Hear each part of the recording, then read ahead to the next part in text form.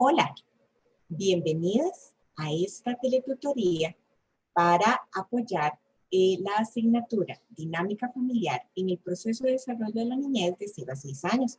Yo soy Silvia Saborío y de parte de la Cátedra de Trabajo Social les enviamos un cordial saludo esperando que todas se encuentren bien con todas las situaciones y todas las circunstancias derivadas de esta pandemia del COVID-16. Hoy vamos a trabajar un poco los contenidos que vimos en los módulos 3 y 4 y que son los que se van a evaluar en el segundo examen ordinario. ¿Cómo lo vamos a hacer? Yo voy a hacer una pequeña exposición que va a recoger lo que hemos visto, los temas que se han visto en estos módulos, lo que abordamos en el foro. Yo no sé si recuerdan en la actividad del módulo 3, que era el foro que analizamos a partir de los contenidos de los contenidos teóricos y también un poco del 4. Una vez que yo termino esta parte teórica, van a tener un espacio para sus dudas, para sus consultas. ¿Dónde los pueden hacer? Los tienen que hacer, ustedes están viendo esta transmisión por la sala de videoconferencias. Entonces, abajo de donde está esta imagen, hay un espacio de chat. Ahí pueden ir haciendo sus dudas, sus preguntas, y me las van, ¿verdad? Y yo en ese espacio que vamos a tener de consultas, yo se las voy a resolver. Posteriormente voy a hablar del examen, así que no se pueden desconectar. Tienen que quedarse y vamos a hablar algunos aspectos que tienen que ver con la elaboración del segundo examen ordinario. Entonces, bueno, vamos a empezar. Y si usted está viendo esta grabación, ¿verdad? Posterior a este día, que hoy es jueves y son las 9 de la mañana que estamos haciendo esta transmisión, puede hacer sus consultas al espacio, a la plataforma conmigo, ¿verdad? Ya sea consultas teóricas de la materia o dudas que tenga de cómo elaborar el examen. ¿Qué vimos dentro de estos dos módulos? Vimos la importancia de la familia dentro del proceso de desarrollo de la niñez, ¿verdad? Consideraciones positivas y negativas, y también cómo influye la familia en ese fortalecimiento de la estimulación y acompañamiento que requieren los niños y niñas de 0 a 6 años. Y la vinculación con los centros infantiles. ¿Qué es lo que tengo yo? ¿Qué de toda esta materia? Yo le creo que en uno de las rubros, de las rutas, yo les decía, cuando yo leo esta materia, estos contenidos teóricos, ¿cuál es el cuestionamiento que me tengo que hacer? Yo llego y me pregunto, bueno, ¿y esto cómo lo aplico yo como maestra? ¿Verdad? ¿Qué es lo que esta autora me dice y cómo yo lo retomo para mi práctica o cómo lo puedo retomar para mi práctica profesional? ¿Verdad? Es un poco esa pregunta, ¿cómo voy a hacer yo cuando tenga esos niños y esas niñas desde 0 años, ¿verdad? Que ustedes los reciben, o de 3 meses, cuando los reciben en los centros infantiles, porque esos niños y esas niñas no están solos. Los seres humanos somos históricos y sociales. Entonces, tenemos todo un grupo familiar con toda una historia de vida de la cual provenimos, ¿verdad? Y provienen nuestros niños y nuestras niñas. Y con esos grupos familiares, si vean que hablo de grupos familiares, con esas familias son las cuales yo también tengo que trabajar y también voy a observar.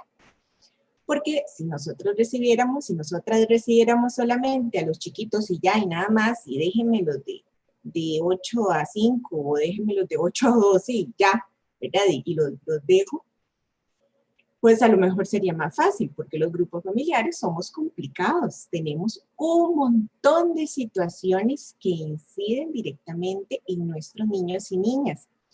Y importantísimo, porque ustedes son las primeras profesionales que por lo general se van a encontrar a nuestros chiquitos. Y siempre se lo digo, porque venimos de grupos tal vez protectores o tal vez no tan protectores, y vienen y se enfrentan a ustedes, que son otras personas adultas con las cuales los niños no conocían, y tampoco las familias, y de pronto las familias se sienten observadas, se sienten evaluadas dentro de sus roles como mamás y como papás o como abuelitas, ¿verdad?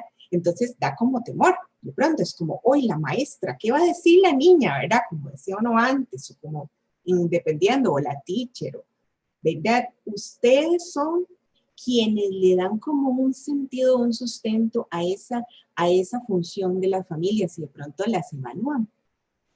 Les digo, la importancia de la familia, se lo señalo ahí en la diapositiva, porque acuérdense que estamos hablando de familias en general, indistintamente de la conformación que veíamos en el módulo número 1, indistintamente de si es un hogar con mamá y papá, o con solo mamá, o con solo papá, o si esos grupos familiares son compuestos por abuelitos, o por tías, o son hogares como parentales, ¿verdad? Cualquiera, lo que nos interesa a nosotras como docentes es que ese grupo esté generando las funciones adecuadas para que ese niño y esa niña pueda desarrollarse bien. No, ¿verdad? Entonces eso es lo que queremos nosotras ver, ¿verdad? ¿Qué es lo que pasa con ese grupo familiar y cómo podemos hacer para mejorar y para también mejorar las relaciones entre este grupo familiar, sus niños y sus niñas, que son nuestros estudiantes, y, eh, y el centro educativo? Ese es un poco lo que queríamos abordar en esta asignatura. Vimos un concepto entonces muy interesante que es parentalidad, ¿verdad? Que es toda esa parte, todas esas actividades que realizan en el proceso de socialización, de cuidado, de atención de los niños y las niñas. Donde decían las autores, es un proceso biológico y psicosocial, ¿verdad? Biológico porque tiene que ver con toda la parte de atención física, fisiológica de la persona menor de edad, y psicosocial porque tiene que abordar las necesidades psicológicas y sociales, toda esa satisfacción de necesidades que tiene que suplir, que es lo que les estaba diciendo, que tiene que suplir el grupo familiar, que ahí es donde nosotras vemos, nosotras evaluamos y decimos, bueno, este grupo familiar funciona, ¿verdad? O no funciona para este niño y esta niña. Uno de los conceptos que a mí me encanta y que ahora los últimos autores y autoras están desarrollando es el concepto del apego. La necesidad de que ese niño y esa niña desde que nace, tenga una afinidad y un cuidado, protección del afecto que le pueda dar sus adultos y sus hermanos, hermanas, ¿verdad? Lo que componga su grupo familiar y pueda sentirse amado.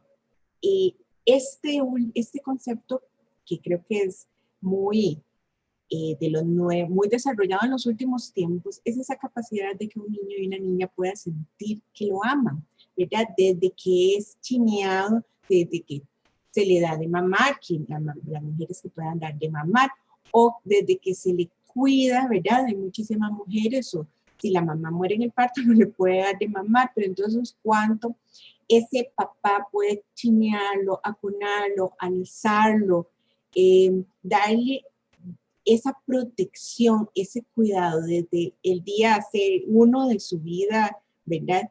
¿Cómo puede desarrollar ese sentido de protección? Es decir, yo me siento cuidado, ¿verdad? ¿Y cómo? Esa función del apego permite un mayor desarrollo a nivel cerebral. Lo veíamos en las diferentes lecturas, ¿verdad? Cómo esas funciones y ese sentido del amor puede desarrollar mejor a ese niño y esa niña en crecimiento. Todo este proceso se debe de observar en los diferentes momentos del desarrollo del infante, del niño y de la niña, ¿verdad? A veces recibimos, dependiendo del centro infantil en el cual usted se vaya a ubicar, los tenemos desde los 3 meses o a los 5 años o a los 6 años, ¿verdad? Entonces podemos evaluar diferente el cómo ha sido este proceso. Uno es, si yo lo tengo desde los 3 meses, pues lo puedo ir evaluando, ver cómo van viendo esas mamás y papás que trabajan y que pues tienen que optar por una opción de cuidado, como en los secudis, ¿verdad? O cualquiera de los centros privados que ofrecen esta modalidad de maternal. o cuando ya llegan grandecitos de 5 años, ¿verdad? Al kinder, y yo los recibo con una serie de conductas que me pueden hacer ver y decir, aquí o algo pasó, o aquí este niño está muy bien, ha sido muy amado. Y esto es importante en el ciclo vital, cuando encontramos el ciclo de las familias. Nosotras vamos a encontrar familias en todos los ciclos vitales, o familias que han sido formadas por madres adolescentes, ¿verdad? Que tuvieron su niño a muy temprana edad, 15, 16 años, o madres que ya son grandes y que de pronto puede ser que sean un proceso de familia reconstruida, o sea que son mamás que tuvieron unos hijos y con un matrimonio primero y después se divorcian y después tienen otros bebés en un momento de mujer un poco más adulta. Y todos estos momentos del ciclo de la familia y en el momento donde usted tiene los hijos, llegan donde usted como maestra, influye en cuál es el comportamiento de este niño y esta niña y cuál es el comportamiento de esta familia. Pero nosotros lo que necesitamos evaluar es la capacidad de que este grupo familiar y su capacidad de parentalidad, de cuidado y esas funciones sean protectores, desarrolladores de sus capacidades o limitantes. Y limitantes hay muchísimas, ¿verdad? Porque nuestras familias pues hacen, ¿verdad? Hay diferentes problemáticas que les pueden suceder y son las que tenemos que también poner muchísimo cuidado. Entonces, aquí es donde analizamos esa parte de los factores ambientales y genéticos. La parte genética es toda la parte biológica. ¿Qué es lo que ese niño o esa niña presenta a nivel de su condición física o fisiológica? Y toda la parte ambiental es esta parte del contexto. Veíamos en el módulo 2 la incidencia de la pobreza, la incidencia de la falta de nutrición adecuada en los niños y las niñas, ¿verdad? La incidencia de la violencia intrafamiliar en el proceso de desarrollo. ¿Cuánto ese niño y esa niña que crece en un ambiente violento va a dejar de desarrollar o va a desarrollar unas estrategias diferentes a las cuales nosotros tal vez no estemos preparadas? Y tenemos que leer un poco más al respecto sobre violencias, qué pasa con esos niños y esas niñas que están en contextos violentos. El ser humano, como dice, nace con determinado potencial de aprendizaje y habilidades, ¿verdad? Que el ambiente puede facilitar, obstaculizar. Y una de las más importantes razones por las cuales existe la educación preescolar es porque es necesario establecer planes de estimulación, ¿verdad? Ese niño y esa niña con esa capacidad de aprender potencial, de aprendizaje, debe ser estimulada de acuerdo a esas capacidades. Porque de pronto tenemos como un estándar y decimos, bueno, es que no hace tal cosa. Bueno, entonces, ¿cuál es el plan? Que ese niño y esa niña necesita establecer porque es más lento que sus compañeros en tal aspecto del desarrollo. Es importante que estos planes y debe ser intrapersonal y debe de incorporarse también a todo el conjunto de cuidadores de esta persona menor de edad. Lo veíamos en el análisis del foro, donde había una abuelita ahí incorporada, ¿verdad? Las abuelitas y los abuelitos en nuestro modelo de cuidado tienen un rol muy importante.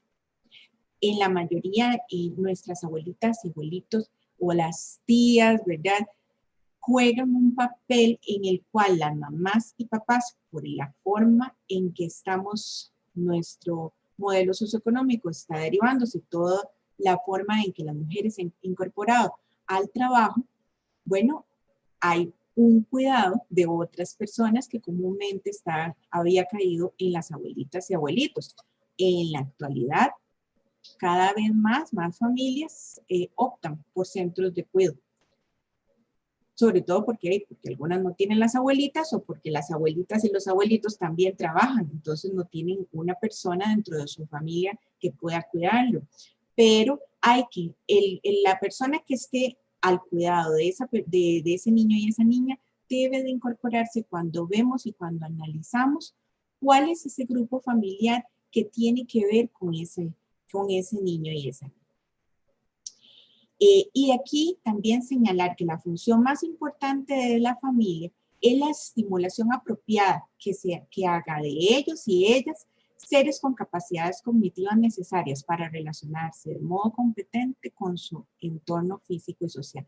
O sea, que esa familia pueda tomar a ese niño y esa niña que tiene en sus manos y poder hacer que pueda desarrollarse en esta sociedad, ¿verdad? Con las características de nuestra sociedad que cada vez son más complejas, que requiere de muchísimas estrategias, que ya no solamente podemos, no sé, ponerlos allá a ver tele todo el día, sino que requiere de más estimulación, de mayores estrategias y sobre todo de mayor amor y a mayor cuidado. En la lectura de Vargas y Arán, ya vimos un poco los factores que inciden en el desarrollo cognitivo. Y veíamos lo que eran las actitudes parentales, ¿verdad? ¿Cuáles son esas actitudes parentales que como ustedes, como maestras, van a empezar a analizar? Ustedes van a tener diferentes contactos con los grupos familiares, los convocan una primera vez, empiezan a hacer una entrevista, empiezan como a indagar qué es lo que hacen, ¿verdad? ¿Qué hacen ustedes durante el día? Empiezan a hacer toda esta primera entrevista, esos contactos iniciales que tienen con el grupo familiar. Entonces, ¿qué más vamos a evaluar? Bueno, vamos a ver qué hacen, cuáles son esas actitudes, qué hacen cuando se enojan, qué hacen cuando comen, qué hacen cuando duermen, cuáles son esas diferentes preguntas que hacen esos grupos parentales con respecto a su hijo. Entonces, ustedes les preguntan a la mamá y al papá o a la persona que haya llegado, bueno, ¿qué hacen ustedes a la hora del almuerzo? ¿Y qué hacen cuando los domingos? ¿Y qué hacen los sábados cuando no van al centro infantil? ¿Verdad? Y vamos analizando cuáles son esas conductas y cómo pueden mejorar. En el caso, ¿verdad? En el caso del foro, había una mamá y un papá y había un niño de un año y unos meses, ¿verdad? Ese era como el contexto, y una abuelita. En ese caso, y en este quiero como hacerles, porque algunas sí ¿verdad? Lograron y otras, bueno, tuvimos determinadas formas de analizar el caso, diferentes formas, y eso también lo vamos a ver en la realidad. A veces a veces encontramos mamás que dicen, ay, es que esa maestra me regañó, o esa maestra dijo que yo estaba haciendo mal las cosas y después lo pasé de centro educativo y la otra maestra me dijo que yo todo lo hacía bien. Bueno, es que mucho depende de la formación y también de la percepción que tenemos como profesionales. Todas y todos somos diferentes. Entonces, en este caso, y lo voy a ir comentando con respecto a esta teoría, ese niño en la realidad presenta una condición de autismo. No se decía, porque en ese momento, y es una situación real, esa mamá empieza a ir a centros educativos, ella sabe, y el caso lo dice cuando yo se los describo, que su hijo tiene un retardo en el desarrollo, ella se lo dice, vean, no gatea,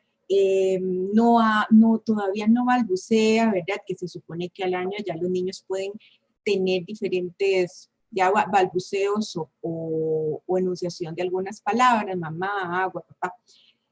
Y este niño no hace ninguno de esos aspectos esperados del desarrollo y además tiene dificultades con la relación interpersonal, que eso se veía cuando ella intenta darle mamar. Ella es una mamá bastante afectiva y ella quería darle mamar con todo su alma y todo su corazón, y el bebé la rechaza desde bebé. Hay como un rechazo, el bebé no agarra la teta, no lo logra, no puede, llora desconsoladamente. Algunas de ustedes valoraron muy negativamente esa conducta. No era porque la mamá no quería darle mamá, era porque el niño lo resentía. Entonces, si una familia, una mamá o un papá llegan y expresan una serie de conductas, ustedes no se jueguen el chance. Ustedes primero descarten, bueno, ahora vamos a ver lo biológico. Porque si encontramos que ahí en las actitudes parentales, ¿verdad? Son equilibradas, puede ser que sean, ¿verdad? Receptivas o no, tenemos que descartar lo biológico. Entonces tenemos dos componentes, lo biológico y lo social.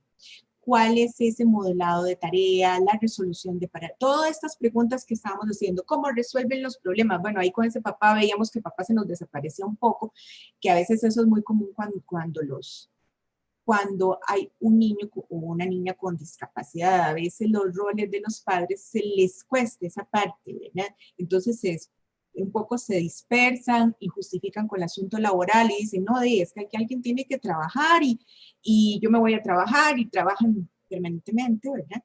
Para no hacerse cargo y para no enfrentar lo que significa tener un niño con discapacidad.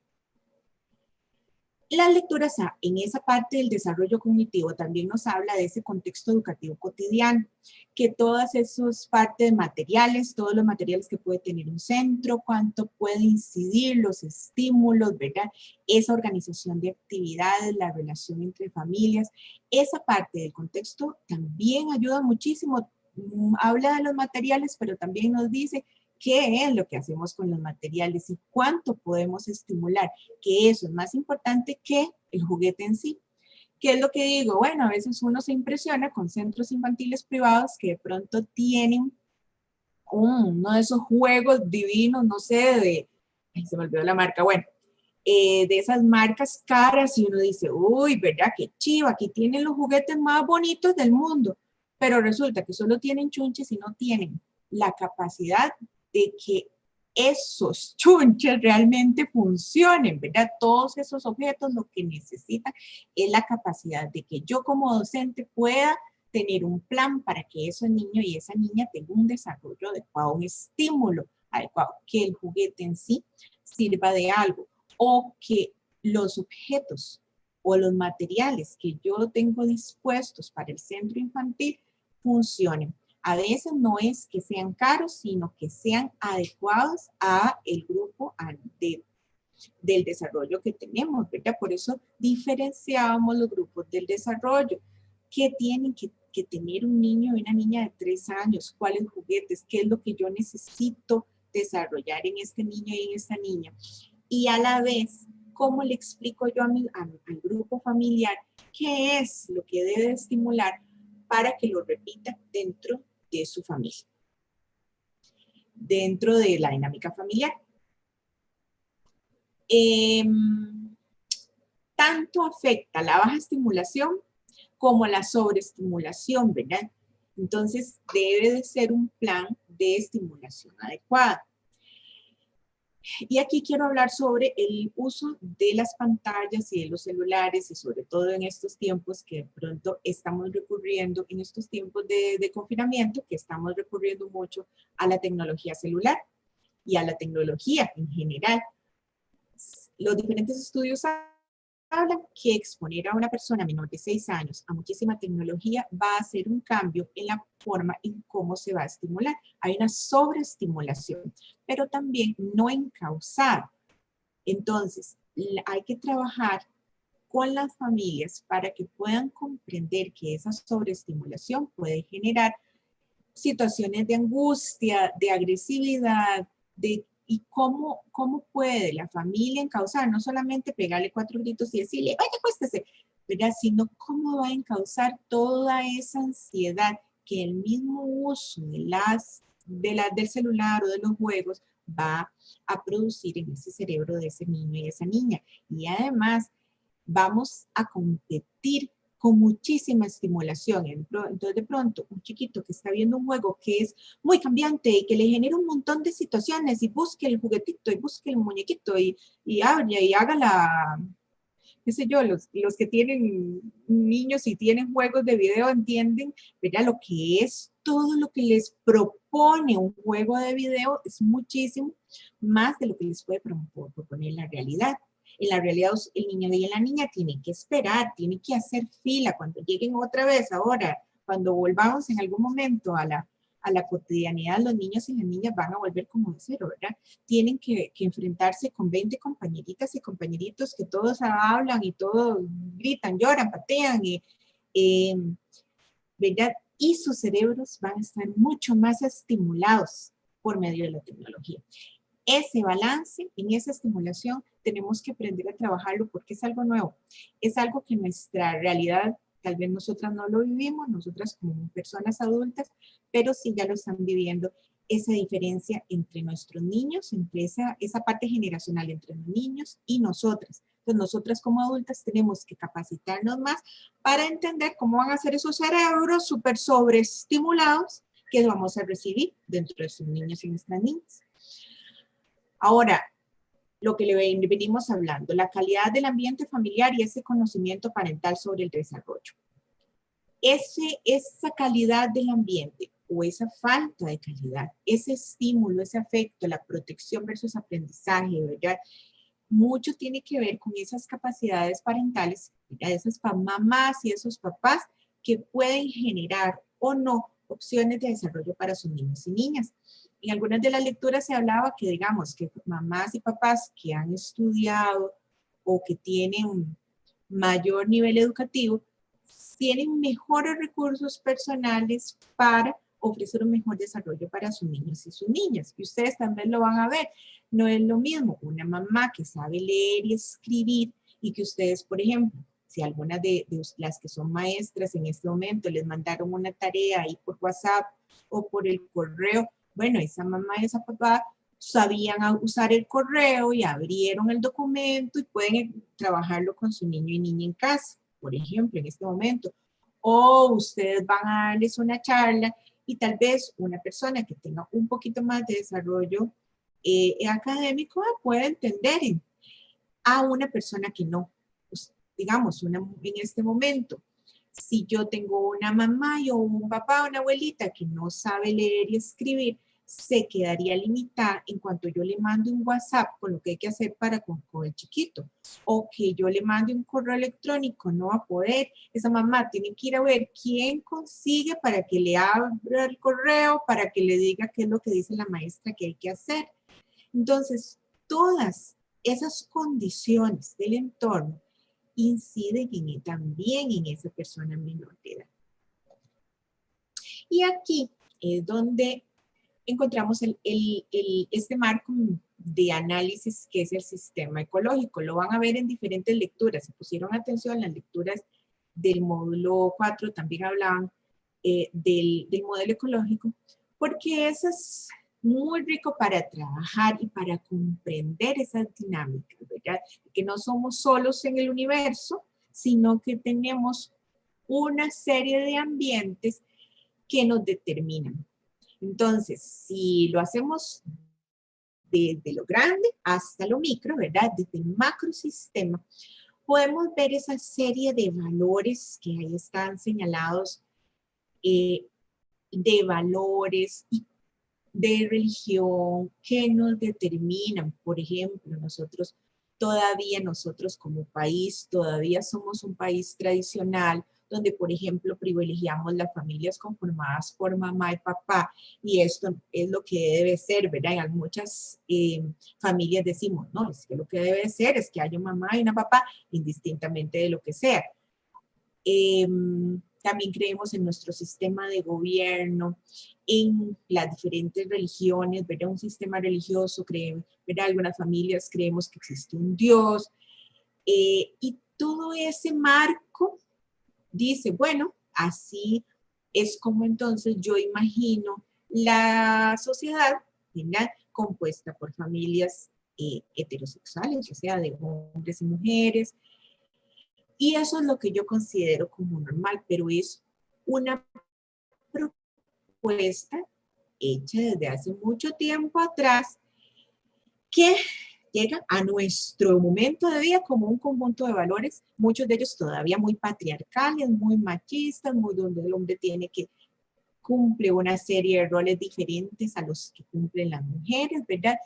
Todo eso a nivel macro que lo vemos en la legislación, que lo podemos ver también traducido en cada una de las políticas de Estado y a nivel internacional. Es cuando ustedes ven los cursos de derechos humanos, por ejemplo, pueden ver cómo todo ese marco normativo de los derechos humanos va determinando lo que es la conformación de nuestros países. Y se traslada al exosistema, que es como ese otro en este diagrama, en ese círculo verde, ¿verdad? Que es cómo se transmite hacia la iglesia, a las diferentes iglesias, hacia los gobiernos locales, los medios de comunicación, cómo transmitimos esos valores y cómo vamos enseñando los diferentes marcos de valores y lo que queremos que nuestra sociedad sea a ese grupo y ese conjunto, ¿verdad? Como vemos, por ejemplo, que en la televisión costarricense hay muchas telenovelas. ¿Y qué nos dicen las telenovelas? ¿Cómo son las relaciones de pareja en las telenovelas? Son muy violentas, son muy cargadas de que yo tengo que pelearme con la otra por un tipo, ¿verdad? Yo como mujer tengo que ver cómo hace las cosas y de pronto yo como mujer, ¿qué tengo que hacer? ¿Cómo forma? ¿Cómo me dice que debo de ser yo como mujer? Esa televisión, ¿verdad? Eso es una forma de transmisión de valores. O otro tipo de programas, incluso las mismas noticias. Bueno, lo hemos visto en esto del COVID, cómo nos han dicho por medio de la televisión cómo debemos de lavarnos las manos, insistir en qué las diferentes acciones que tenemos que hacer. Bueno, sirve a nivel positivo y también a nivel no tan positivo, a nivel negativo. Y después tenemos el mesosistema y el microsistema. El mesosistema ya tiene que ver con esas relaciones de socialización secundaria, que tiene que ver la comunidad, la escuela, ya lo más cercano a los grupos y la familia, a los grupos familiares. ¿Cuál es? Cómo todo este aprendizaje a nivel de valores ya va directamente a la escuela. Cómo la escuela se constituye en un medio para reproducir todo lo que viene, ¿verdad? Si ustedes lo vemos desde el análisis de derechos humanos, tenemos un marco general de derechos humanos que dice que la educación debe de llegar a todos los niños y niñas sin importar su condición, raza, ni condición socioeconómica, y se traslada, ¿verdad?, al marco normativo nacional y después lo ejecutan las instituciones públicas y, bueno, también privadas con respecto a educación. Ven, así se va trasladando en cada uno de los sistemas, ¿verdad? Lo que nos interesa, lo que queremos comprender. Y ahí también cómo inciden esos grupos familiares. Y cómo ese niño y esa niña también como microsistema, el microsistema se refiere a cada persona. Entonces tiene un poquito de todo eso, un poquito de todos los valores, un poquito de ese amor de familia, un poquito de lo que significa vivir en un vecindario.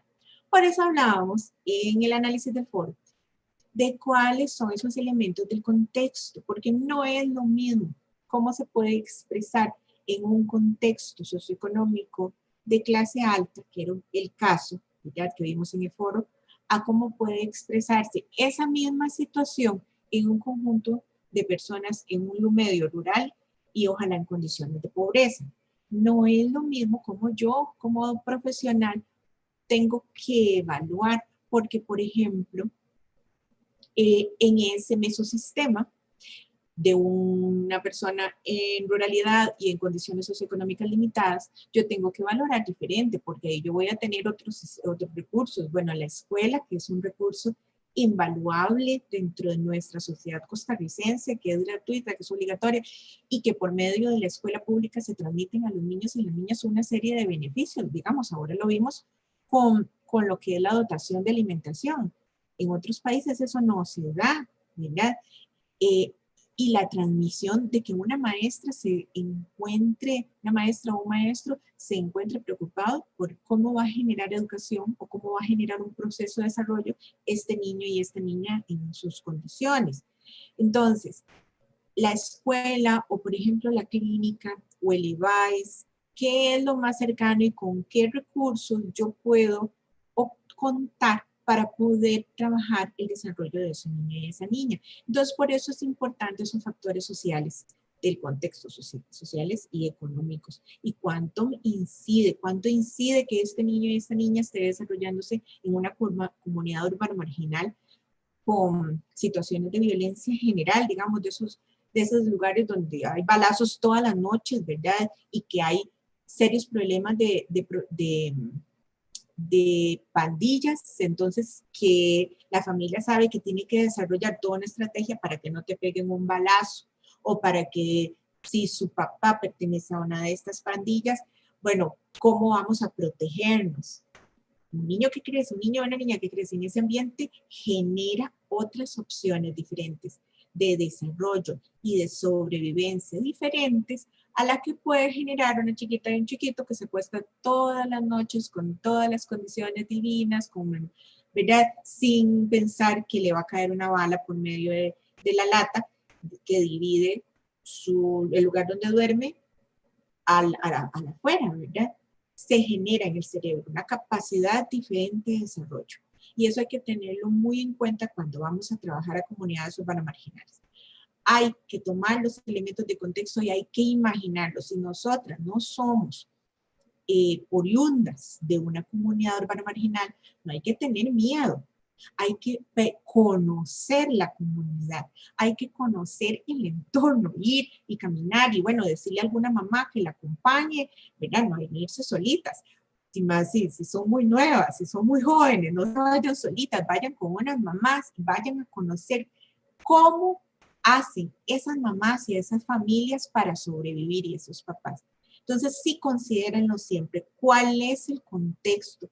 O cuánto tienen que caminar. Algunas de ustedes, yo sé que muchas son de zonas rurales y saben por experiencia propia cuánto hay que caminar para llegar a una escuela y cuánto tienen que llegar esos chiquitos si son de zona rural para poder ir las 3 o 4 horas que van al centro infantil o para poder ir a comprar comida o para poder ir a ordeñar las vacas o a jalar los plátanos, ¿verdad?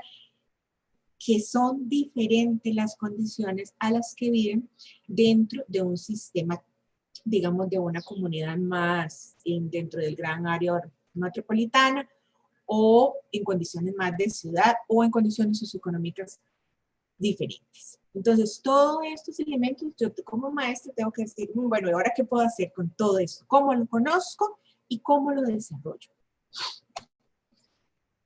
Ahora, estilos de interacción familiar, también denominados estilos de crianza familiar, que son todo ese conjunto de acciones y repertorios conductuales aprendidos por las familias que buscan guiar las conductas de los hijos y de las hijas que se fundan en la propia educación vivida y en la imitación de sus padres y otros referentes. ¿Qué es lo que queremos decir a esto? Todo eso que nos dicen cómo debemos de ser mamás, ¿verdad? Entonces, de pronto, yo, por ejemplo, cuando fui mamá, ¿verdad? Cuando mi hijo era pequeñito, todo lo que le dicen a uno, mire, es que usted ya no puede dormir, o mire, es que usted tiene que hacer, sé yo, que le decían a uno con chiquito, cuando lo baña, ponerle una moneda de bronce para que el ombligo le crezca, no se le salga, no sé.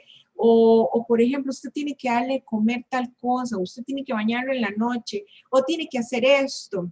A mí, como soy una mamá que trabajo y mi esposo no es de un lugar rural, cuando yo empecé a trabajar y empecé a dejar a mi hijo en un centro de cuidado, a mí y mi hijo tenía un problema digestivo y él lloraba permanentemente, o a veces, y mi suegra me decía, es que su hijo está resentido con usted por haberlo metido al kinder. Así me decía, y yo me sentía súper culpable de ello, tenía que trabajar, ¿qué iba a hacer? ¿No? Entonces, esos conjuntos de valores que nos dicen cómo deben de ser las mamás y los papás, cómo deben de ser de acuerdo a los roles tradicionales, que esos deben de ir cambiando poco a poco para poder tener una mejor interacción, sobre todo por parte de los hombres, ¿verdad? Con los niños y las niñas. Pero nosotros, como les decía al principio, somos seres históricos. Entonces vamos a decir y tener una serie de acciones, y digo nosotros, pero también nuestras mamás y papás con los cuales vamos a trabajar, con las familias con las que vamos a trabajar, pueden decir, no, pueden tener una serie de repertorios, una serie de cosas que aprendieron y que dijeron, bueno, es que mi mamá lo hacía así y a mi mamá le funcionó. A nosotros nos pegaban a todos, ¿verdad? A veces dicen uno, nos daban con con un palo o nos daban con un... Hay objetos que son clásicos, ¿verdad? Con la chancleta, ¿verdad? Con la faja, y ninguno estamos, y todos estamos bien. Ninguno está en la cárcel, todos somos personas de bien. Bueno, de bien, pero puede ser que tengan una serie de traumas y de formas difíciles para demostrar su afecto relacionado con esa violencia, ¿verdad? Entonces, con esa violencia y esa forma de imposición del castigo, ¿cómo costó? O cómo ha costado hacerle ver a las familias que el castigo físico no es una opción, que genera traumas en los adultos. Por eso nos los encontramos a veces tan rotos, con toda esa agresión que sufrieron cuando eran pequeñitos, ¿verdad? Y que estaba totalmente justificada por una sociedad que decía que darle una nalga a tiempo a un chiquito, bueno, algo así dice, ¿verdad? Ustedes seguro lo están diciendo, darle una nalga a tiempo a su hijo hace bueno, o algo así. Entonces, tenemos que jugar como maestras, ¿verdad? Cuando nos enfrentamos a eso que la gente sabe, esos saberes populares que tal vez no sean los más adecuados y que nosotras necesitamos poner otros saberes, porque nosotras como profesionales, y eso ustedes se lo tienen cuando ustedes entran a trabajar, si son nuevas y apenas va a ser su primera experiencia laboral, ustedes salen y dicen, yo esto lo sé, ¿verdad? Yo soy la maestra, yo sé mis conocimientos, yo por algo estudié 5 o 6 años en la universidad, 4 o 5 años en la universidad, y yo he leído al respecto, y yo sé que esto no es lo más adecuado. Claro, hay que encontrar la forma en que uno le puede hablar a las mamás y a los papás. Ustedes no van a llegar de buenas primeras a decirle, usted está haciendo las cosas mal, tiene que hacer eso. Tenemos que encontrar la forma en que podemos hablar con nuestros grupos familiares. Dependen del afecto, espacios y formas de comunicación, ¿verdad? Esa parte de los estilos de interacción familiar. Lo que vamos a empezar a evaluar, o sea, si yo llego y estoy hablando con las familias y la mamá de pronto te dice, ay, es que yo llegué y le dije a mi marido que era un tal por cual, porque no trajo el pan o porque se quedó viendo tele y no cuidó al chiquito y entonces no le dio a comer y yo llegué y le dije que era un esto y un lo otro, ¿verdad? No se los puedo decir aquí, pero uso un montón de malas palabras y de pronto entonces yo, ¿verdad? Y yo digo, ¿verdad? ¿Cómo es esa comunicación que tiene esa mamá y ese papá y enfrente de los chiquitos?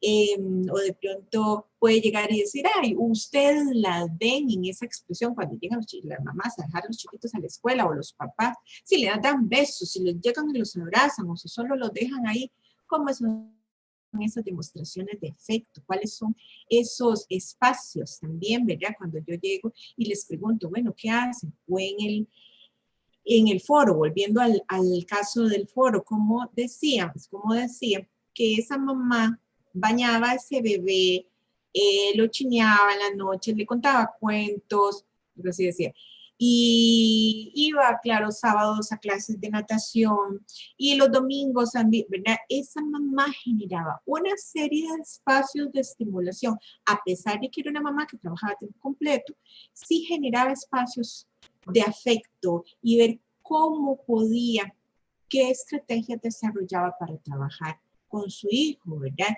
Estas son las cosas que yo debo de valorar. Muchos de ustedes lo hicieron muy bien en el foro, ¿verdad? Muy adecuado, valoraron el afecto, la comunicación, las estrategias. ¿Qué pasaba con este niño de 1 año? Bueno, la estrategia de control y autoridad en un niño de 1 año a veces tiene que ser más directiva, más autoritaria, ¿verdad? Que hablábamos de los estilos, porque no puede ser permisivo. O sea, con los niños pequeños uno debe de ser más directivo, ¿verdad? Que entonces se puede traducir como autoritario. En este caso, muchos dijeron que entonces no consideraban que el niño no le gustaba ir a nadar y que ella era autoritaria por meterla al agua. Como les dije anteriormente, este niño presenta un parte del síndrome, parte de su condición de autismo. Entonces, estos niños tienen serias dificultades para los cambios, digamos, de clima y de contextura o de condiciones. Entonces, cuando entraba a la piscina fría, por supuesto, no le gustaba, y lloraba, no le gustaba. Ella estaba tratando, su mamá, de encontrar una forma en que pudiera desarrollarse mejor físicamente porque ve que tiene un poco de dificultades y le dijeron, bueno, ponerlo a hacer ejercicio, la natación es perfecta y lo lleva a la piscina y el bebé, por supuesto, chiquito, no lo disfruta, llora, llora, pero ella no sabe por qué, ¿verdad?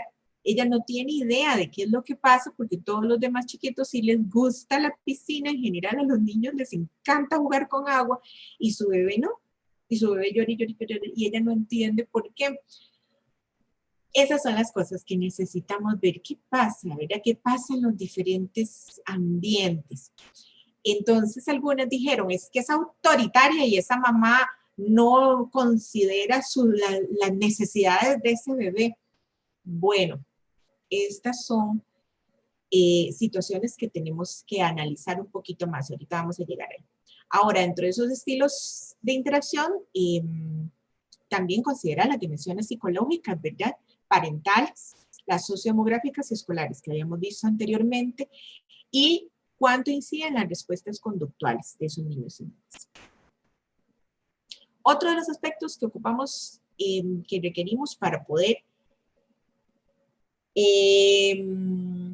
analizar nuestros grupos familiares es el clima, que tiene que ver con el desarrollo, la estabilidad, la relación, ¿verdad? El desarrollo, cómo esa familia genera opciones de autonomía, que las personas, que esos niños y esas niñas puedan aprender, puedan ser más independientes, más capaces de tomar decisiones, ¿verdad? Toda la parte del desarrollo intelectual que buscó, por ejemplo, en el caso, esa mamá buscó cómo entrar a un centro infantil, los llevaba a ciertas actividades los domingos, tal vez las más apropiadas, como salía a correr y salía con su hijo y hacía diferentes opciones de recreación. La estabilidad, que tiene que ver con esa estructura, información, planificación, control, reglas y procedimientos establecidos. A veces vemos grupos familiares que lo logran súper bien y que más bien son como muy estrictos, y grupos familiares que no, digamos, esos grupos familiares donde nunca saben cuál es la tarea que tienen, que tienen que llevar, que ustedes mandan por WhatsApp, por el libro de clase, por correo electrónico y por todo, que el chiquito ese día tiene que ir vestido de color rojo o color azul y no llega de color azul porque nunca saben qué día es ni qué día deben de llevar la materia, la tarea, ¿verdad? Que puede tener dificultades a las horas de comida y en grupos familiares. Y ahora, por ejemplo, dos ideas, en grupos familiares donde hay personas con discapacidad, es muy importante mantener unas estructuras adecuadas y esto hay que enseñarlo, ¿verdad? ¿Cómo debe de planificarse la semana? ¿Cómo debe de enseñarse? En este caso era importantísimo que esa mamá era muy ordenada, realmente, ese era un valor para ella. Después, toda la parte de relaciones, cómo se establece la comunicación, las diferentes formas de apoyo, las expresiones del conflicto. En este caso, la mayoría se lo hicieron bien, señalaron, ¿verdad?, que sí había una forma diferente, difícil de comunicación entre esa mamá y ese papá, y también entre la abuela y el grupo, y la mamá y papá, ¿verdad?, que había que trabajarla un poquito más. Valoro muy bien a las compañeras que incorporaron a la abuelita en los planes, en el plan, en las estrategias, ¿verdad? En las estrategias para hacer con ese menor, porque su abuelita es un adulto significativo, es una de esas personas significativas que pueden ayudar muchísimo porque esa mamá de pronto no sabía muy bien qué era todo lo que tenía que hacer. Ahora, estoy tratando de apurarme porque he hablado montones. Roles, siempre digo que voy a hacer rapidito y hablo montones. Roles de los centros infantiles. Con todo esto, ¿verdad? Yo ya, estos elementos que les estoy dando, que les hemos tratado de dar en esta asignatura de análisis, como el clima, la interacción, ¿verdad? Yo llego y lo tengo todo en mi expediente, digo cómo esos chiquitos con determinadas condiciones biológicas, ¿verdad? Físicas, con determinado desarrollo, con este grupo familiar que puede o no ser limitante o puede o no promover el desarrollo. Bueno, ahora, ¿qué me toca a mí como centro infantil? ¿Cuál es ese rol?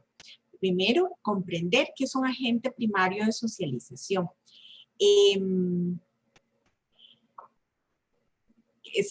Se considera como agente secundario, digamos, las maestras son agentes secundarios de socialización, pero el centro, como lo decía en un principio, se convierte en ese espacio donde esos niños y esas niñas llegan por primera vez a enfrentarse con otros adultas, con otros adultos que son ustedes, ¿verdad? Otras reglas, a lo mejor niños que los han dejado hacer toda la vida todo, ¿verdad? De que nacieron con esas familias totalmente desestructuradas y de pronto desde que llegan aquí les dicen, es que tienen que hacer fila, y fila para esto, y fila, por favor, y no pueden coger, no pueden irse a pintar cuando quieran, tienen que pintar cuando yo les digo, tienen que comer cuando yo les digo, no pueden estar comiendo a cada rato. Todo eso es un impacto, ¿verdad? Pero es un impacto formativo porque vivimos en una sociedad que tiene reglas. Y es lo lindísimo del centro infantil, a mí es que me encanta toda la parte que es la educación inicial, porque por medio del juego, por medio de todo el desarrollo lúdico, formamos niños y niñas para una sociedad, para que sean creativos, para que puedan salir adelante.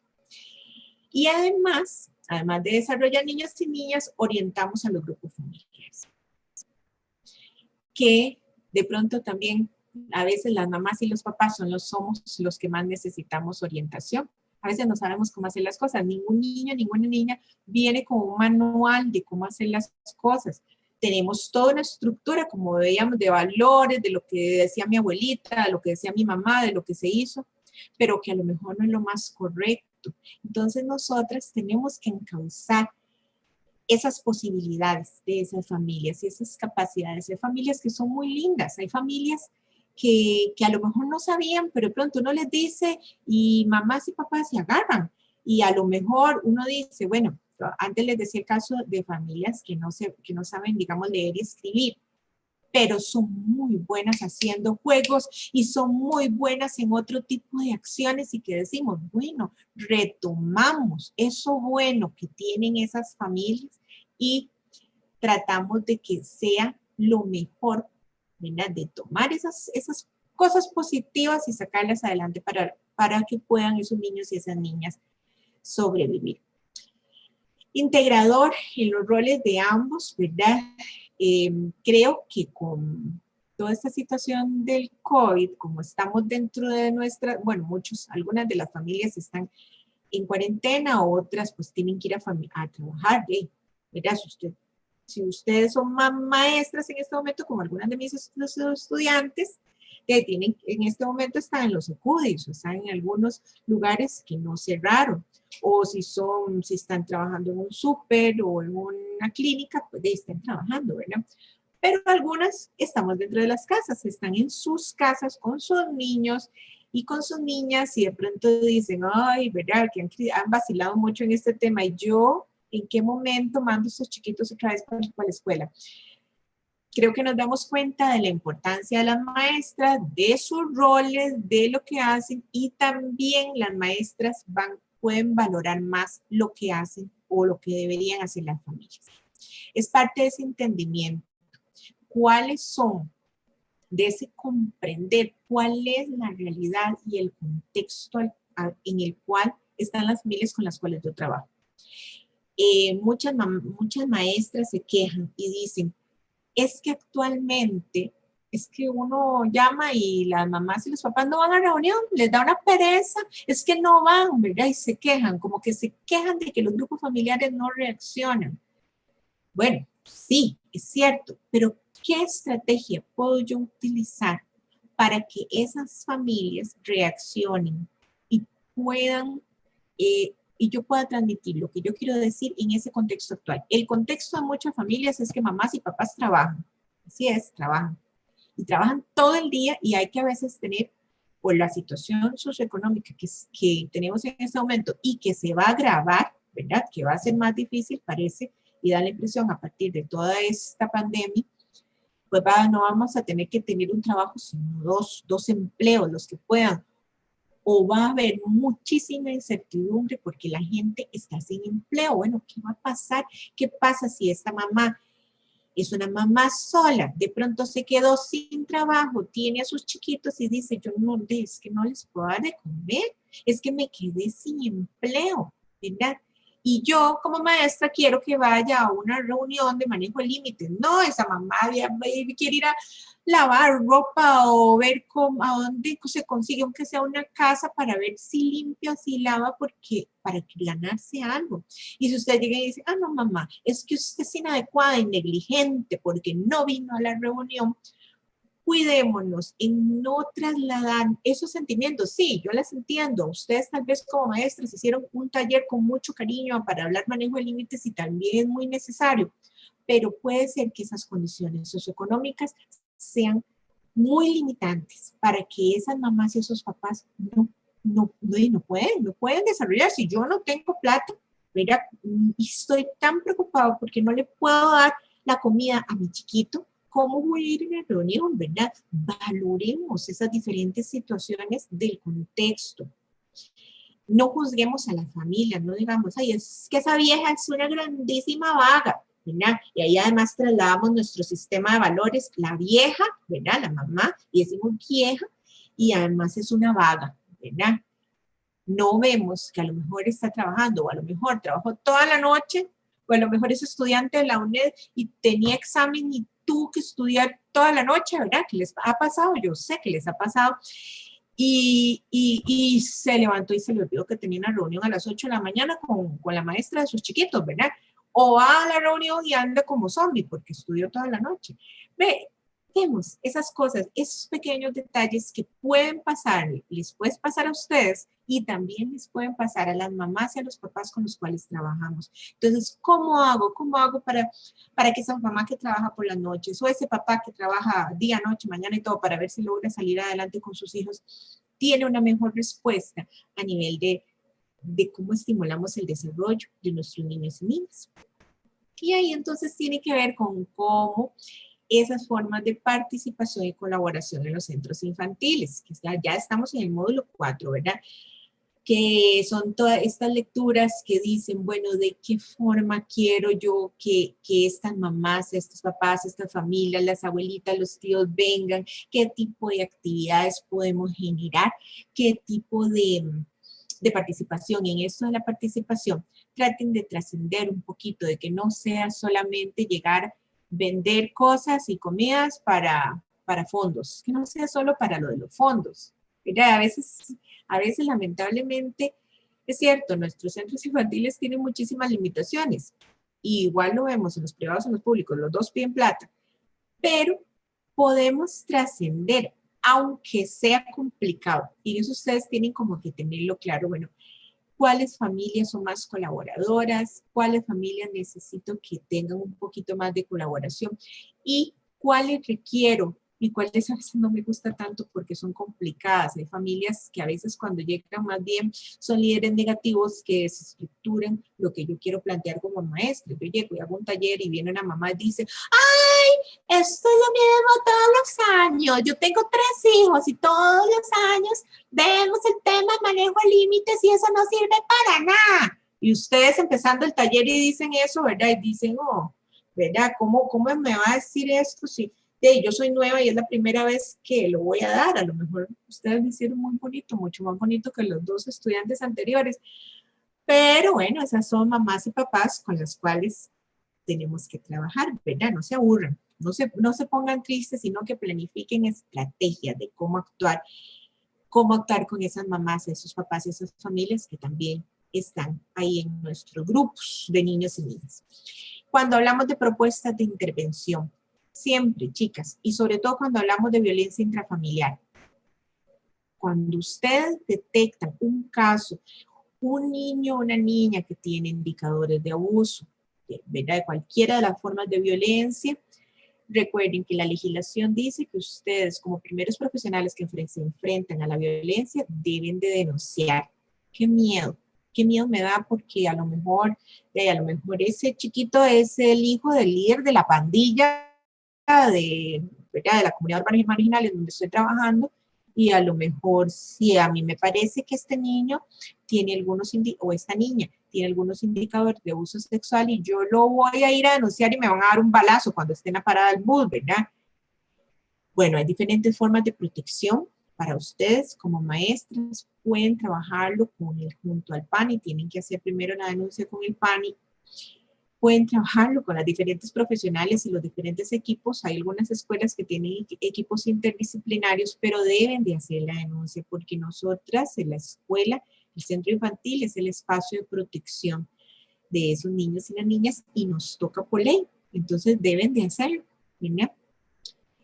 Eso es importante porque en algunos casos plantearon de una vez como la estrategia o voy a hacer esto porque parece que tiene violencia. No, ustedes lo primero, si ustedes detectan que hay una situación, deben de denunciarla, no se jueguen el chance, podría ser que no, y ya cuando Pani lo trabaja, se da cuenta que no era situación o lo descarta, pero ustedes tienen que, digamos, descartar, decir, salvar su responsabilidad, es decir, la maestra se da cuenta de que la niña tiene neurosis, o un niño que viene, un niño o una niña que viene de lo más bien, que viene con ustedes tal vez del año pasado, y de un pronto a otro empieza a orinarse y a defecarse, ¿verdad? En los calzones que ya ustedes ya lo habían avanzado, eso estaba súper bien, totalmente trabajado, y de pronto empieza para atrás, o empieza a llorar,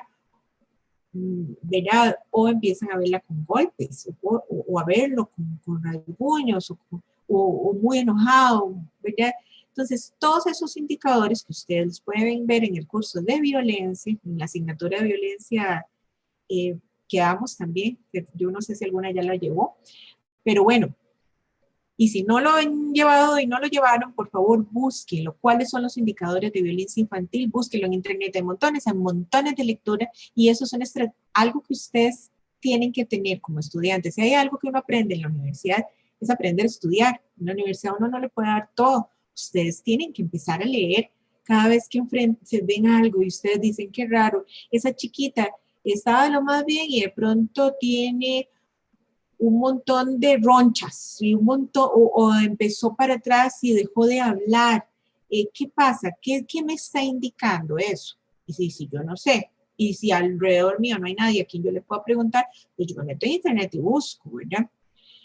Descartar, que les decía antes, el componente biológico. Como en ese caso, en el caso que vimos en el foro de módulo 3, no se jueguen el chance. Si ustedes veían que había unas cuestiones de desarrollo, en ese caso, porque ella tenía, ese grupo familiar era de una condición socioeconómica alta, entonces ustedes podían haberle dicho, algunas sí lo señalaron, vaya donde un especialista, vaya donde un pediatra, un neurodesarrollista, que le haga un diagnóstico, porque a mí me parece que él tiene algunas debilidades en su desarrollo. Entonces tal vez sea mejor, mira, con mucho cariño se lo dicen, que lo lleve y descartemos que tenga algún tipo de situación, ¿verdad? Alguna condición. Bueno, en este caso, ¿verdad? Que yo les cuento que es un caso real, este grupo familiar y esta maestra fue rechazada por 3 centros infantiles, ¿verdad? 3 centros. Ese niño hasta los 2 años y medio encuentra una maestra muy adecuada que le dice, vaya donde un especialista. Porque las otras maestras lo que hicieron realmente decirle, es que usted lo chinea mucho, es que usted no le sabe poner límites, es que usted hizo esto y realmente la hicieron sentir muy mal como mamá. Ella, cuando ella me la encuentro, ¿verdad? Ya en el momento en que llega hasta donde mí como trabajadora social, llora desesperadamente, con mal, dices que soy una mala mamá, todo el tiempo me hicieron ver que yo era una mala mamá porque yo no atendía ni le daba estructura, pero yo no podía hacerlo, ¿verdad?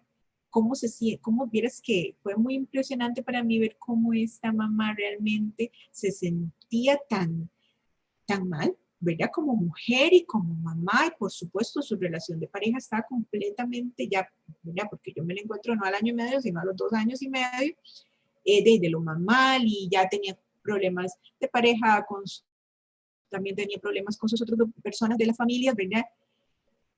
Y tal vez eso se pudo haber evitado si desde el año o año y medio ese grupo familiar hubiera podido ir donde un especialista, donde una persona que les pudiera haber dado una mejor guía a nivel biológico, a nivel fisiológico, ¿verdad? Entonces, porque una de nuestras funciones dentro del centro infantil como maestras, no se los digo como trabajadora social, sino como maestras, es orientar un poco. Ustedes en muchas comunidades van a ser la única profesional a la cual van a tener acceso. Hay lugares donde solamente lo más cerca que pueden tener es la escuela. Y ustedes ahí, esa maestra, ustedes que tienen tal vez contratación de medio tiempo o de, bueno, de tiempo completo, pero ustedes van a ser las únicas profesionales y ustedes cuando detecten situaciones traten de decirles, ¿verdad? Con mucho cariño lo que pueden hacer o las refieren. Si este caso, por ejemplo, el caso que analizamos hubiera sido en una comunidad urbana y en una familia con vulnerabilidad social y económica, ¿verdad? Una familia en pobreza, y no la podíamos decir, vaya donde un especialista, porque no hubiera podido pagar. Pero sí hubiéramos podido hacer una referencia a Levi's y que de Levi's de verdad uno llegar e incluso uno hablar con el médico, a veces, ¿verdad? No, las familias no saben explicar, llegan y dicen, es que la maestra me mandó, entonces ustedes en la referencia ponen, ¿verdad? Tratan de explicar, pasa esto, lo describen, qué es lo que ustedes como maestras están observando para que tal vez el profesional en medicina, la persona profesional en medicina pueda decir, ah, bueno, vamos a ver si hacemos una referencia a pediatría en el próximo nivel de atención, que digamos sería la clínica o el hospital de niños. ¿Verdad? Y sí, y puede ser, y ustedes pónganle ahí, la familia no tiene dinero para pagar los pasajes para irse al hospital de niños, pónganles, porque puede ser que la manden a trabajo social, ¿verdad? Y pueden, a veces las clínicas o los EVAIS pueden gestionar una serie de recursos para que esas familias, sus grupos familiares muy pobres, puedan llevar a los chicos a otro tipo de consultas, o mandan a la ambulancia, digamos. Pero señálenlo, traten de ponerlos en esas referencias, en esas cartas que ustedes pueden generar para que esas familias lleven a Levi's o al medio o a la clínica. Los enfoques, chicas, siempre tienen, y he insistido, en todas les he insistido, los trabajos tienen que hacer, tratar de establecer el enfoque teórico por el cual ustedes están diciendo que eso es lo que hay que hacer. Y yo espero, no he podido revisar el trabajo 4, el trabajo grupal, pero en los otros se los insistí. ¿Cuál es el enfoque teórico? Porque eso es lo que nos hace profesionales. Cualquier persona puede decir cómo cuidar a un niño, ¿verdad? Cualquier abuelita puede decir, ah, sí, esto es lo que hay que hacer. Puede ponerlos a pintar, si eso es facilísimo. Y ustedes a lo mejor se van a encontrar que les van a decir, ay, es maestro preescolar, ay, qué fácil, vean, a ver si es fácil, ¿verdad? Y si es fácil o es difícil, y tal vez a nosotras se nos hace difícil esa parte del contenido teórico y decir por qué yo como maestra, como profesional, estoy diciendo que hay que hacer tal y cual taller, ¿verdad? ¿Cuáles son los principios teóricos que rigen ese actuar que yo estoy señalando?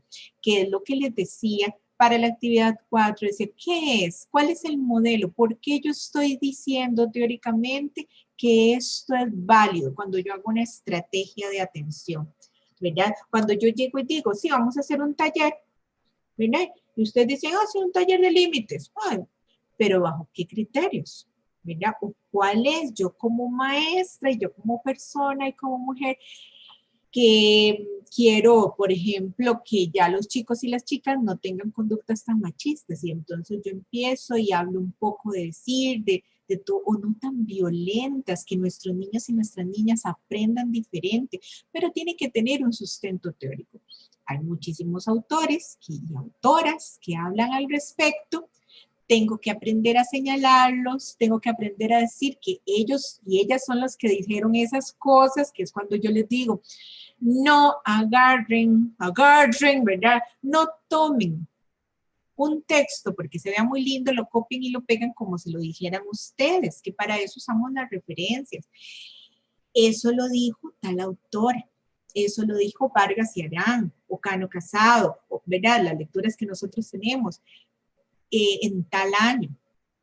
¿Y por qué el año? Porque a lo mejor lo dijo en 1970. Y lo que tal vez las teorías de 1970 sobre desarrollo y neurodesarrollo están totalmente superadas para el 2020. Entonces, es mejor los textos un poquito más recientes, de los últimos 5 años, es lo que se nos recomienda, y ponemos quién lo dijo y cómo lo comprendo yo. Entonces, cómo yo en las nubes de Coronado voy a hacer ese trabajo. Voy a trabajar con ese modelo de aprendizaje conductual y lo voy a trabajar con los niños, niñas y mis familias.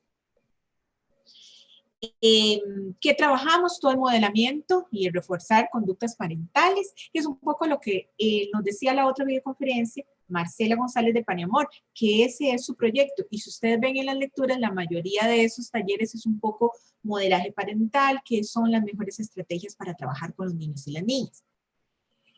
¿Y cómo lo hacemos? Bueno, hay diferentes técnicas, ¿verdad? De forma grupal, talleres expositivos, participativos, la forma grupal, un intercambio de experiencias. Cuando una mamá llega y puede decirle a otra mamá, o un papá le puede decir a otro papá, mira, mae, es que las cosas, sí, yo llego y hago así, y hago lo otro, y yo cuando me quedo de ahora en el COVID, ¿verdad? Me tuve que ponerme a cuidar a los chiquitos, pero me lo pasé muy bien. Y ahí vi algo que yo no sabía hacer, que los chiquitos conmigo se portaban mejor y yo estaba todo contento, me lo llevaba para la finca ¿verdad? Y cómo un papá puede llegar y contar esas cosas y tal vez le quite miedo a otro, de que le da mucho miedo porque a él nunca le enseñaron ni siquiera a alzar un bebé y que lo guarde, ¿verdad? Como algunas familias que dicen que guarden los chiquitos, los hombres alcen a un bebé, ¿verdad? Entonces, tal vez en ese trabajo en grupos puedan reforzar y decir, no, ma, es que a mí me da miedo, es que a mí esa vara no me la enseñaron. O una mamá puede llegar y decir esto, yo me sentí con mucho miedo cuando una maestra me dijo que yo era muy incompetente, negligente, yo no quería hacer esto. Entonces, ¿cómo ese intercambio de experiencias me permite trabajar y construir mejor con adultos, con personas adultas que tal vez no tienen capacidad para expresar sentimientos, para poder jugar, porque tuvieron vidas muy duras, porque nuestros adultos, y como les decía hace un rato, ¿verdad? Muchos tuvieron o hemos tenido o han tenido vidas muy duras y se enfrentan a parentalidades y quieren hacerlo mejor, pero terminan reproduciendo lo que no querían. Entonces, ¿cómo les vamos ayudando a tener un mejor desarrollo como papás, como mamás, como familias y cómo le ayudan a nuestros niños y niñas? Vamos a tener ahora un espacio para preguntas. Entonces, quienes han tenido dudas de estos temas pueden irlas haciendo. Voy a poner una filmina que dice espacio para preguntas para poder leer sus dudas, lo que han escrito, conversar con las personas que me ayudan y ahorita vuelvo. No se me vayan, unos minutitos nada más. Y así respiro también, que un montón he hablado. Ya vengo.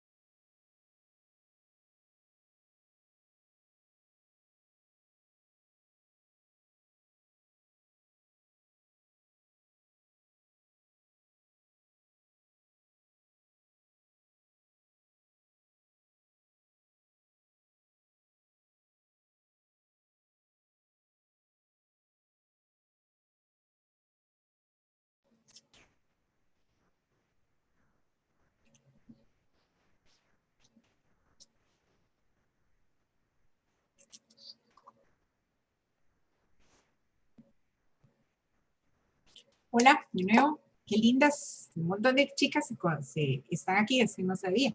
Hasta este momento que Carla me contó. Saludos, Mina, Erika. Muchas gracias por participar. Mina, ahorita contesto su pregunta. Ahorita vamos a hablar del examen. Erika, ¿quién hace la carta de referencia? Todo depende del protocolo que tenga su institución. Pero sí, usted como maestra que está haciendo la referencia del caso, asegúrese de dar la mayor información, toda la dirección completa, edad, quiénes son ese grupo familiar que conforma, digamos usted que tiene toda la información y que lo apuntó en su expediente, tiene que hacer esa primer carta, digamos, que ya sea que usted se la pase a la coordinadora del centro infantil, digamos, si usted trabaja en un SECUDI, y en este momento, por ejemplo, si algunas que me han dicho que solo trabajan como maestras asistentes, sí le corresponde a la profesional, porque ustedes todavía no tienen el título. Una vez que ustedes tengan el título, sí tienen que hacer la carta de referencia. Bueno, dependiendo de cómo lo maneje el centro infantil, dependiendo del protocolo que tengan, cada centro infantil se maneja diferente, pero ustedes garantizar que la información que están dando sea lo más clara y lo más fidedigna posible, porque estamos haciendo una denuncia de un delito, ¿verdad? La violencia contra niños y las niñas está tipificado como un delito, o sea, una persona podría ir a la cárcel por lo que ustedes van a escribir, ¿verdad? Que puede ser la mamá, papá, o puede pasar muchísimas cosas. Entonces, nosotras tenemos que garantizarnos que lo que estamos escribiendo, cómo lo observaron, cuándo, por eso es importante registrar. No se lo dejen a la memoria porque se les puede olvidar. Ustedes llegan y dicen, hoy María de Los Ángeles llegó con 3 golpes y dijo que era que se había caído. Y mañana o pasado mañana volvió con 2 rasguños y además con medio mechón de pelo menos y dijo que era que se había jugado con el hermanito, ¿verdad?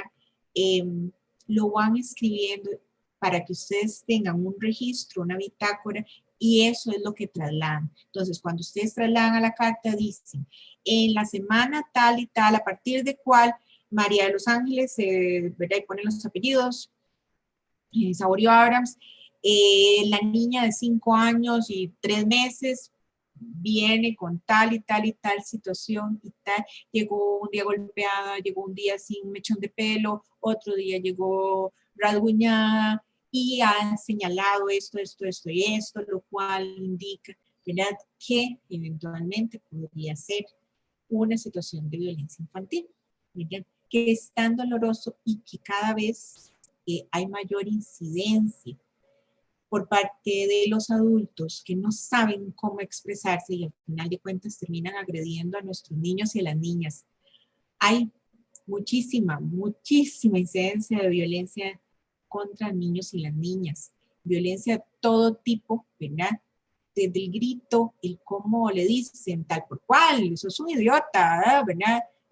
Toda la parte de violencia psicológica, violencia física, y abuso sexual infantil. Eso es pan nuestro todos los días en el Hospital Nacional de Niños, que son, por ejemplo, el ente que recoge, que es como una radiografía de todo el país, porque recoge las situaciones de todo el país, y nos dicen las colegas del hospital que ellas dicen que por cada caso que llega al hospital, porque ya es incompatible con la vida, ¿verdad? Ya las situaciones de violencia que llegan al hospital es porque ya podría morirse o podría verse muy afectado o su situación fue muy dolorosa. Pero todas estas, las que son el golpe cotidiano, el grito, el jalón de pelo, ¡ay, idiota, no hagas eso!, ¿verdad? Eso no llega al hospital. Y nuestros niños y nuestras niñas lo viven y ahí van acumulando esa tensión y ese dolor y esa vida en la cual van a desarrollarse. Al final de cuentas, esos cerebros van a tener todo un desarrollo inadecuado y una serie de estrategias por las cuales, imagínense, los adultos que vamos a tener en unos años, ¿verdad? Entonces, por eso sí hay que trabajar. Sí hay que denunciar. Sí, yo las invito, da miedo y da sustillo, ¿verdad? Como decir, uy, ahora yo en qué problema me voy a meter si denuncio, pero hay que hacerlo. Hay equipos de gente que las puede apoyar para que ustedes no tengan tanto miedo. Sus grupos de maestras ya es muy probable que tengan la experiencia en la nivel de denuncia, porque como esto es de todos los días, es muy probable que ya lo hayan hecho en miles de ocasiones, ¿verdad? Pero traten de hacerlo. Esa es la única pregunta que tenemos, ¿verdad? Entonces ahora vamos a pasar a hablar un poquito,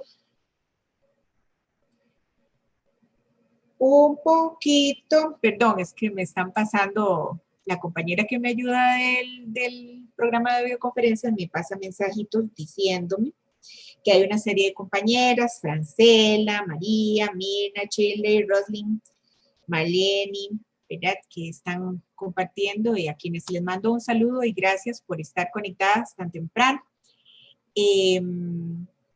Vamos a hablar un poco del examen. Voy a enseñarles, vamos a ver, porque ya no puedo pasar la presentación. Ya, ay, perdón. Me comió lo técnico. Chicas, el examen, no tengan miedo. Yo no sé si ya algunas hicieron exámenes en semana A. Nuestro examen no es un cuestionario, es un estudio de caso. No es como que tengan que bajarlo, ¿verdad? Como el tipo cuestionario que tienen que bajarlo y hacerlo en un tiempo específico. Aquí es como si fueran al centro, al CEU, a hacer un examen corriente a los que han hecho tradicionalmente, ¿verdad?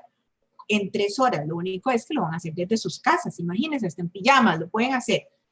Entonces, ese examen de aplicación es muy parecido a los trabajos que, al último trabajo que hicieron ahora para la actividad 4, el trabajo que hicieron en grupo. Es un estudio de caso.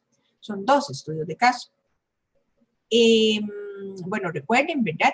Que lo que se evalúa, lo que acabamos de ver un poco, módulos, ahora en el segundo ordinario, perdón, yo les puse, ahí está equivocada la filmina, módulos 3 y 4, ¿verdad? Estos últimos 2 módulos, acuérdense que estamos haciendo el segundo ordinario primero y el primer ordinario después, que fue el que nos quedó pendiente, ya cuando empezamos lo del COVID. Acuérdense que es ahora el 2 de mayo, empiezan, pueden estar antitos de las 2:10, unos minutitos antes, están en su computadora o en donde lo vayan a hacer. Traten de estar antes para que se aseguren de que tengan internet, que no se haya ido la luz o que cualquiera de las cosas que puede pasarnos, ¿verdad? Se meten a la plataforma a las 2:10 de la tarde y descargan su examen. Ya les voy a decir dónde. Y tienen 3 horas, hasta las 5:40, un poquito más de 3 horas. Les da tiempo totalmente, les da tiempo suficiente, ¿verdad? Yo creo que este examen lo hacen en menos de 1 hora.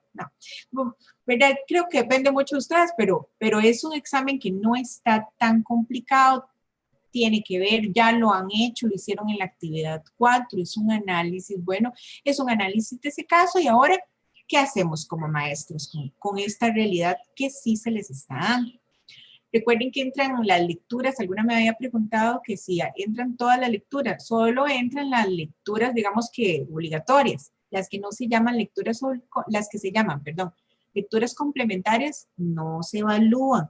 Podría ser que en alguna de las complementarias hay unas muy bonitas que les habla de cómo manejar ciertos casos. Hay unas lecturas complementarias, por eso se les ponen, ¿verdad? Para que tengan un poquito más de conocimientos. Pero bueno, si no las han leído, pues ya de aquí a pasado mañana, ya a lo mejor no les va a dar tiempo. Bueno, y recuerden que el primer ordinario, ¿verdad? Que todavía nos queda pendiente, se evalúan módulo 1 y 2, y es el 16 de mayo, igual, de 2:10 de la tarde a 5:40 de la tarde. Igual, y es igual una aplicación de casos. Ya una vez que hagan ahora, después el primer ordinario, lo hacen facilísimo. ¿Qué se van a encontrar mañana? Bueno, ustedes tienen que abrir su módulo, ¿verdad? Hablen la plataforma, se van a encontrar el curso. Yo ahí ya les quité un mensaje que les había puesto, porque era mucha cosa. Y se va a encontrar una pestaña, ¿verdad? Aquí yo no sé si ustedes logran ver que está módulo 1, módulo 2, módulo 4, módulo 3, módulo 4, y una pestaña que se llama segundo examen ordinario. Y ahí van a encontrar un documento en Word dónde está el examen, lo descargan, lo leen con tranquilidad y lo resuelven ahí mismo, ¿verdad? Porque es un documento en Word, lo van resolviendo, ¿verdad? Con todo el tiempo, con todo el cuidado.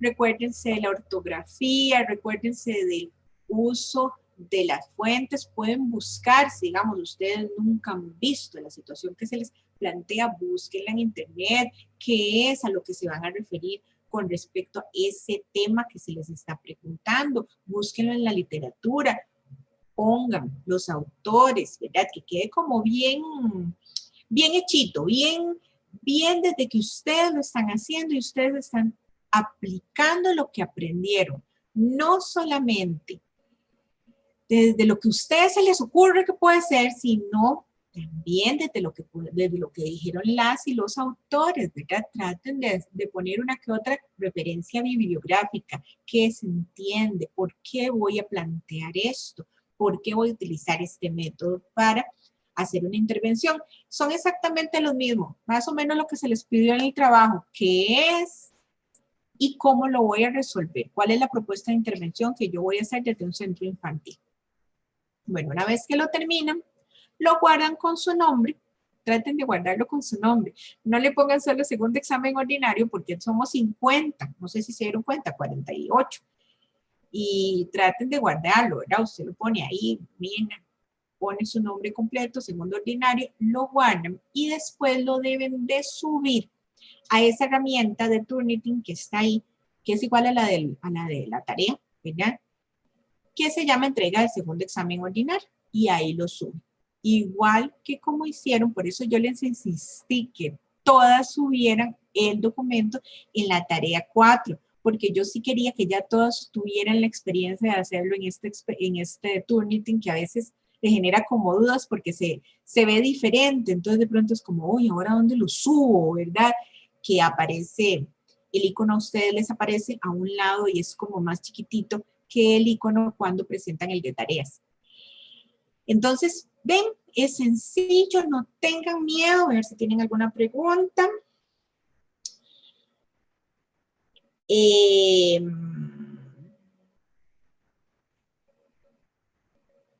Francela, sí, el examen va a estar sencillo. Bueno, tienen que haber estudiado. Yo sé que usted ha estudiado, yo sé que ha estudiado las lecturas y ha hecho todas las tareas, ¿verdad? Una cosa les quería decir, ¿cómo tenemos esta situación del COVID? Quien no haya hecho alguna de las tareas, la 1 y 2, tiene oportunidad de enviarla. Si alguna tiene todavía pendiente esas tareas, yo creo que yo ya les había puesto un mensaje, puede mandarlo para que no pierdan esos puntos. Brenda me está haciendo un comentario y tiene que ver con, que ya Brenda tiene experiencia de trabajo. Ella dice, en lo personal y por experiencia he realizado un diario de campo donde anoto el clima del aula, ciertas acciones o sucesos que se presentan en el aula con respecto a conductas y comportamientos. Muy bien, eso es validísimo, el diario del aula. Esto me permite a mí como docente respaldar mi labor y darle a conocer a los padres esos comportamientos y conductas que han cambiado. Esto para alertar a las familias y así empezar una investigación. Muy válido y muy, muy práctico y yo creo que eso es una excelente recomendación que nos da Brenda, ¿verdad? Me preguntan que si es un Gentry, ¿verdad? Que si es un PDF o un Word. Es un Word. Es un documento de Word, ustedes lo descargan, ven que hay, bueno, no sé si logran ver el icono ahí en la pantalla, pero es un Word, se responde ahí mismo en la computadora, no, a mano no, ustedes ahí tienen la compu, lo descargan, lo trabajan directamente, ojalá que todas puedan, acuérdense que pueden ir a los centros universitarios si tienen algún problema, ¿verdad? Con el uso de computadora o de internet dentro de sus comunidades, acuérdense que pueden ir, porque de una vez lo trabajan ahí en la compu, no digo guardia, mano no, les da toda la vida, no, ahí mismo y me lo mandan. ¿Cómo sé yo que ustedes lo hicieron y que ustedes no se lo copiaron o que Erika lo terminó y se lo pasó a otra compañera? Primero porque lo estamos haciendo por Turnitin, ¿verdad? Entonces, eso me registra y me dice quiénes copian. Y segundo, porque yo les sé la forma de redactar es que si ustedes leen ya 4 trabajos, ustedes ya saben cómo redactan, ¿verdad? Ojalá que hayan aprendido de sus compañeras, quienes tienen, les he señalado a varias, las dificultades que tienen para redactar y también para el uso de las referencias. Traten en este examen de dar su mayor esfuerzo y hacer una redacción adecuada y de utilizar la ortografía, ¿verdad? De que la atención de que tienen que mandar puede ser que les afecte, pero ojalá tienen tiempo suficiente como para poder hacer referencias. Sí, como me está diciendo Erika, tiene que tener, aunque sea por un concepto, es que nosotras no nos tenemos que inventar todo. Ojalá si van a hacer algún tipo de concepto, utilicen una referencia. Ustedes tienen internet, están en la computadora, pueden buscar rápidamente algunos documentos, pueden llevarse bueno, tienen ahí a mano las lecturas, si ustedes se acuerdan, que en la lectura de Vargas y Arán hablaron de, ay, dice, eso lo dijo tal, y entonces lo buscan rápidamente y lo ponen, y entonces la señalan, Vargas y Arán, tal, ¿verdad? O, ¿verdad? Esa es la idea, que ustedes, ya que tienen un examen, que lo están haciendo en casa, puedan concentrarse y puedan justificar teóricamente lo que están planteando. Erika me está preguntando, aunque sea por solo un concepto, sí, aunque sea solo por un concepto. También, en caso de que me falle el internet al momento de subirlo y no poder desplazarme al centro, ¿dónde puedo comunicarme? Yo uso internet del celular, ya que es una zona rural. Puede pasar, ¿verdad? Yo voy a estar ahí en la plataforma todo el tiempo, las 3 horas, voy a estar ahí. Entonces cualquier cosa me dice, profe, se fue la luz. Yo les decía que, yo creo que un mensaje les decía que trataran de descargar el Moodle en su celular para que me mandaran un mensaje, profe, se fue la luz, me voy a ir y tengo que desplazarse 3 horas para llegar al centro universitario y, ¿verdad? Me escribe, me mandan un mensajito. Me mandan un mensaje y me dice, tengo esta situación, yo espero que no les pase nada, que no haya tormenta eléctrica, que no se nos vaya la luz. Donde yo vivo también hay muchas dificultades, a veces se va la luz porque aquí nos afecta mucho yo vivo en una montaña, entonces tampoco tengo todas las condiciones. Yo espero que ese día no nos pase nada, que todas podamos hacer bien el examen, que lo puedan descargar, cualquier cosa, me dicen de una vez, profe, yo les voy a abrir un foro, aparte del que tenemos, el foro de dudas, voy a poner uno que se llama foro de examen y que ahí puedan preguntar. Claro, puedan hacer preguntas de que no lo pude descargar o profe no sé cómo mandarlo, pero no pueden preguntar, ay chicas, ¿qué es lo que hay que analizar? Porque no sé, no, eso no lo pueden preguntar porque es un examen, ¿verdad? Es muy probable que ustedes al grupo de WhatsApp se manden y digan, ay, ¿verdad que aquí lo que tenemos que hacer? Eso pues yo no lo puedo evitar, ustedes lo van a hacer, a lo mejor el grupo de WhatsApp que hicieron para el trabajo 4, que ya se llevan bien, ¿verdad? Y entonces dicen, oye, esto es lo que vamos, ¿verdad? Lo que está evaluando es esto y esto, ¿y cómo lo hacemos? Lo hacen, no importa, ¿verdad?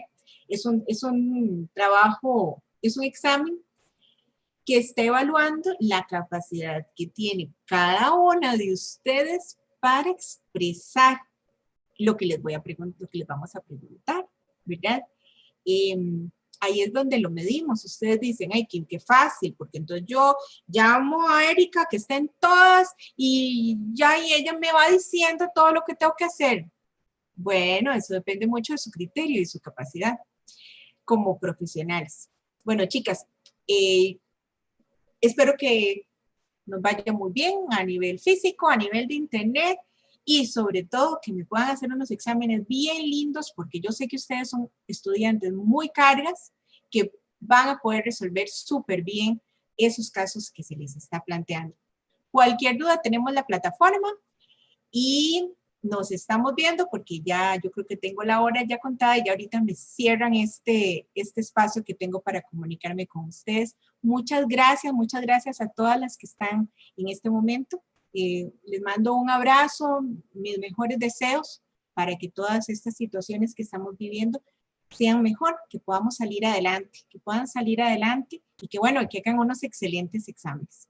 Muchas gracias al equipo, a Rubén y a Carla, que son de videoconferencias, que me apoyan, que nos apoyan en esta transmisión. Y de verdad, muchas gracias por estar conmigo hoy. Así que hasta luego, nos vemos.